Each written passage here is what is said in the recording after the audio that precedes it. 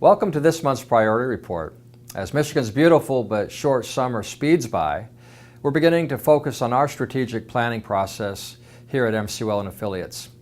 That means just like you within your organizations, we assess how well we're doing on our current key priorities and how they need to change for the coming year.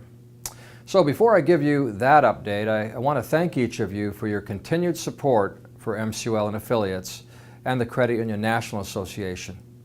Our teams are dedicated to improving the League and CUNA as the best trade association choices together for credit unions in Michigan.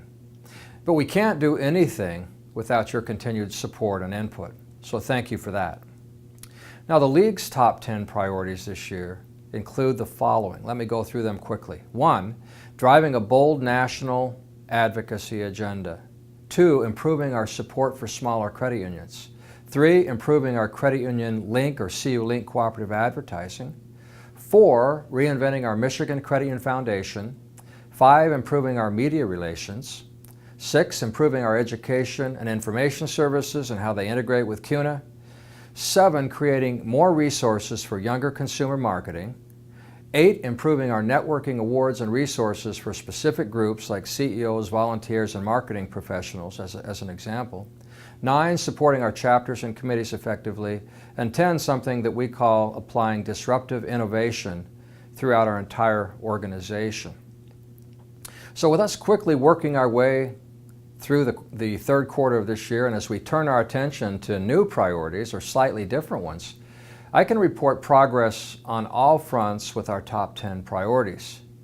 We recently sent out a quarterly progress report to our member credit unions, and I don't want to be duplicative or repeat what is in that video, but I encourage you to view it online in our Cube TV section of our website. But instead, in this report, I wish to focus on one particular key priority shift that we see for the coming year. Yes, the priorities that I mentioned earlier, they're all important, and we will revise them all for the coming year while focusing on many of the same things through what we call constant reinvention. However, I believe there are significant credit union system changes coming nationally and here in Michigan that we need to be thinking about, and I'd like to address one of those in particular, if I could.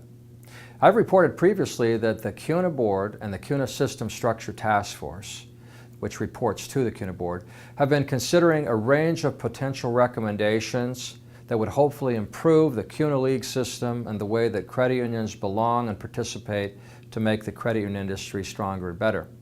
Many of these recommendations we have not particularly liked initially here in Michigan, and so we haven't been able to support those initial recommendations. But we also know that this is a work in process, and we realize that we here in Michigan, just like others across the country, need to be patient while also weighing in with our views. And sometimes those views are strong and opinionated, but voiced respectfully.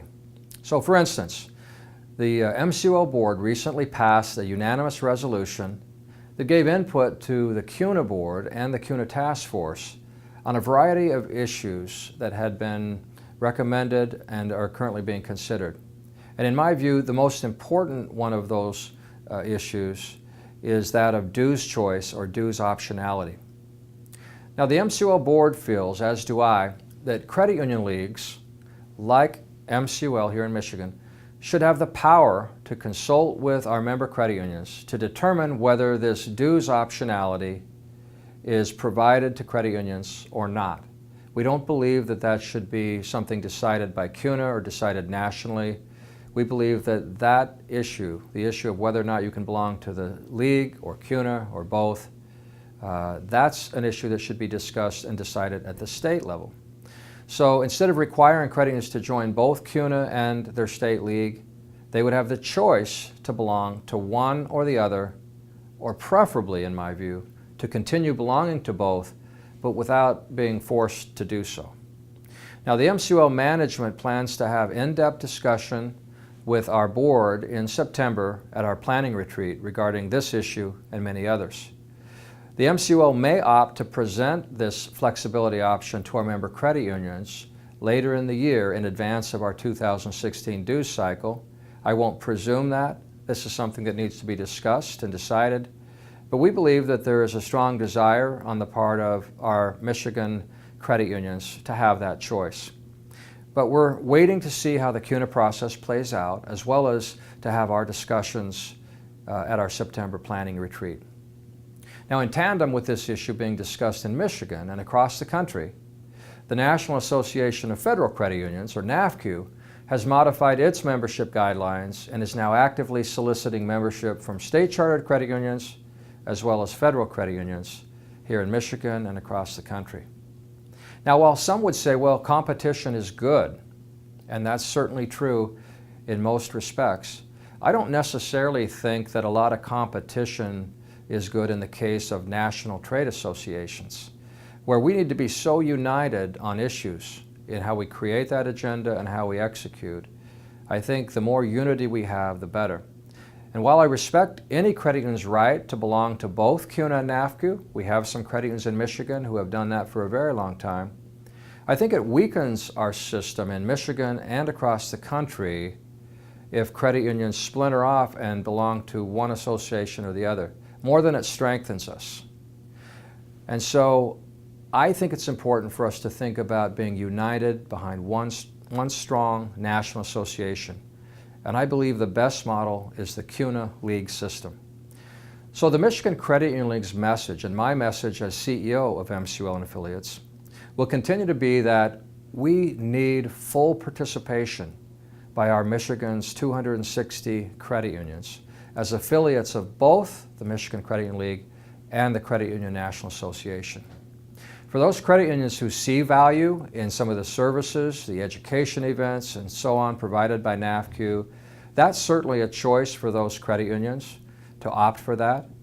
But we hope that you'll recognize that the first stop should be to belong to CUNA and the League, as is the case with 99% of our Michigan's credit unions and about 90% of credit unions nationwide, and to consider other association memberships based on their merits as an add-on.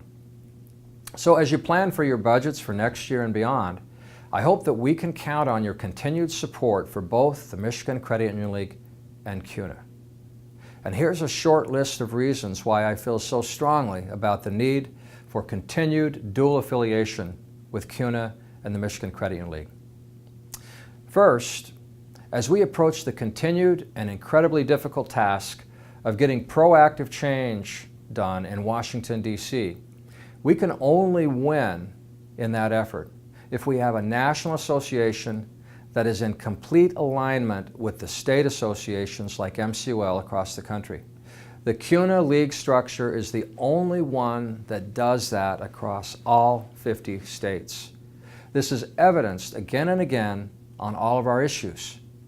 Very close to home, I can give an example of that. With recent tax reform issues in Congress, because the Michigan Credit Union League and its member credit unions maintain strong relationships with then-Chair Dave Camp and with current ranking member Sander Levin, who, by the way, was chair of that committee when the Democrats were in control of Congress.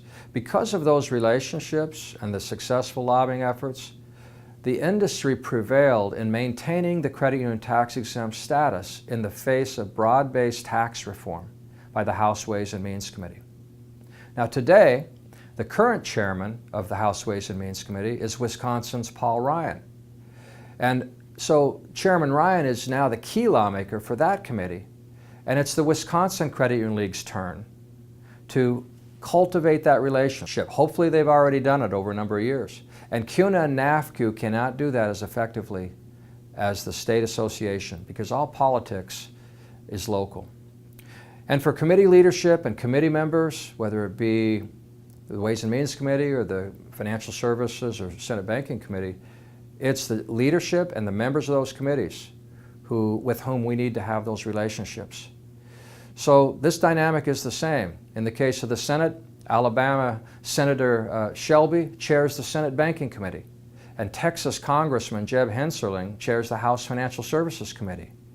And each league works with CUNA on PAC contributions and participation at fundraisers, in district meetings and fly-ins in Washington with each of those key lawmakers, including the committee members, such as Bill Huizenga, who represents us in the majority on House Financial Services.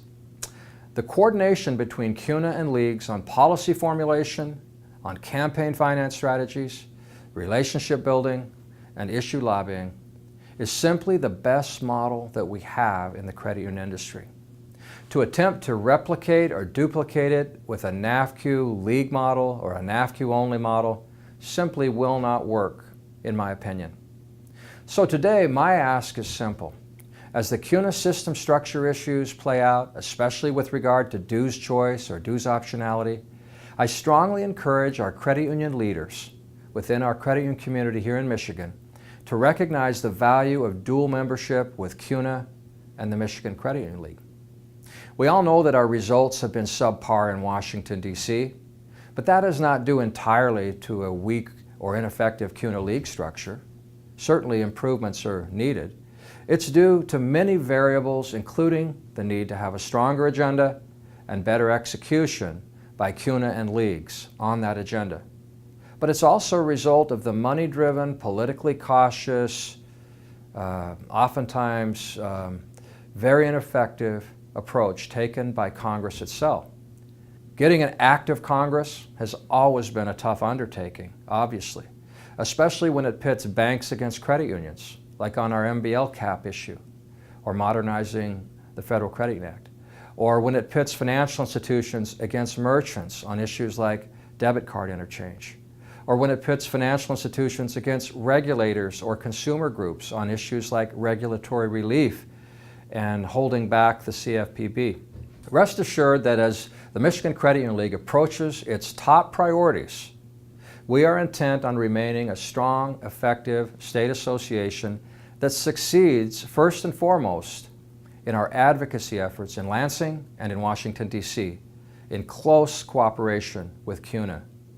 And in addition to advocacy, the CUNA League system will continue to provide best-in-class compliance resources like InfoSight and PolicyPro and ComplySight and fee-based consulting, as well as regulatory compliance education and training. We also plan to continue to improve and excel at how we promote the credit union difference through the CU Link campaign in Michigan and the myriad public relations and media outreach efforts by CUNA nationally. So we will also strive to offer a large suite of national and state education offerings, as well as high-caliber solutions through CU Solutions Group and CUNA Strategic Services. But all of this together will help us deliver on our MCUL-CUNA three-pronged focus of removing barriers, promoting the credit union difference, and providing solutions for service excellence. I appreciate, and we appreciate, your continued support as the credit union system goes through necessary changes associated with industry growth and consolidation. I welcome your feedback on these topics, and I thank you all for what you do and for what your team members do to advance the credit union movement in Michigan.